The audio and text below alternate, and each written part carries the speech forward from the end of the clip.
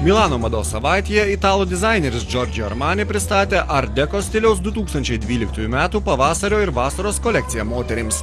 Meniškos kolekcijos leitmotyvas – juodos ar baltos spalvos prigludę siluetai.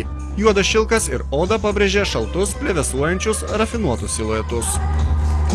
Klasikinį Art Deco gundimą paįvairino perregimos didelės rankinės, aukštakulniai su kulnais iš organinio stiklo.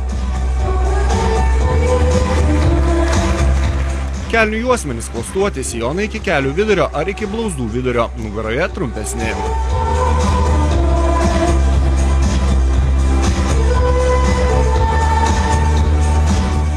Prie juodos ir baltos spalvų Armani priderino pastelinių spalvų paletę – žalsvą, rožinę, šviesiai žydrą.